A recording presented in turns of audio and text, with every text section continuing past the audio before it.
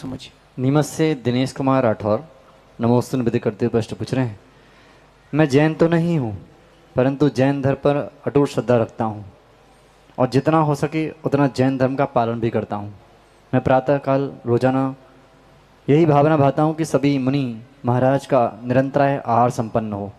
आहार का समय टालकर ही भोजन करता हूँ। मेरा ऐसा करना उचित है या अनुचित, कृपया समाधान करें। देखिए, ज़रूरी नहीं है कि जो जैन ना हो वो जैन दर्शन को ना पाने और ना पाले, ऐसा कोई नियम नहीं है। आप पाल भी सकते हैं, मान भी सकते हैं। व्यक्तिगत रूप से मैं आपको बताऊं कि अंदर की जो श्रद्धा होती है वो सारी चीज़ों को डिसाइड करती है। गाय जो बाहर घूम रही है रोड पे, वो भी सम्यक दृष्टि हो सकती है, यहाँ तक कि वृत्ति भी हो सकती है। सिद्धांत का विषय है, पांचवा गुणस्थान उस तिर्यंश का भी हो सकता है। तो अगर आप ऐसा करते हैं, बहुत उचित है, करना चाहिए। और मेरा मानना है कि फिर इस श्रद्धा को बना करके भी रखना चाहिए। स्वाध्याय प्रारंभ करना चाहिए।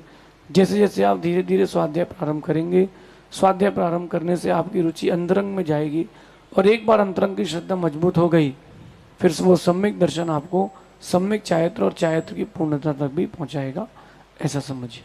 शेष जिज्ञासाओं का समाधान आगे आने वाले समाधानों में होगा। अब हमारे समक्ष जो जिज्ञासुजन हैं वो आएंगे, क्रम से अपनी जिज्ञासा रखेंगे। जिनका नाम बोला जाए पहले से ही तैयार रहें।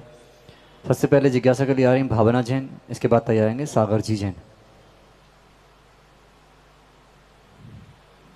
नमोस्तु महाराज जी, नमोस्तु महाराज जी, नमोस्तु संक्षेप में प्रश्न करिएगा।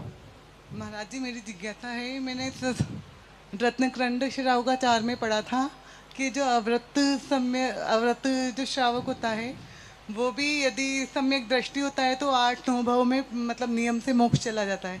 तो सम्यक दृष्टि का प्रथम सोपान क्या होता है, मतलब सम्यक दृष्टि बनने के लिए क्या करना चाहिए? देखिए, सम्यक दृष्टि जीव के लिए कहीं ऐसा लिखा नहीं है रत्नखंड श्रावकाचार में कि वो 7-8 भाव में मोक्ष जाएगा। वहाँ जो व्याख्यान है वो वृत्ति के लिए है।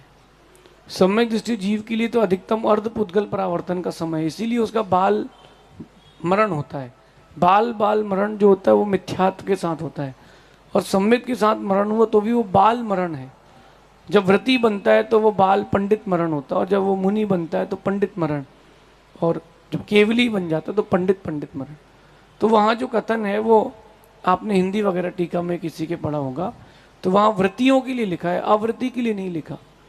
वहाँ व्रती बनने के लिए लिखा है। व्रती बनने के पश्चात जो समाधि मरण करता है, अधिक से अधिक 7-8 भाव और कम से कम 2-3 भाव में उसका निर्वाण हो जाएगा, ऐसा प्रतिक्रमण सूत्र में गौतम स्वामी ने स्पष्ट रूप से प्राकृत में लिखा है। ऐसा है, लेकिन अब अपन को उस वृत्ति के लिए आगे बढ़ना चाहिए।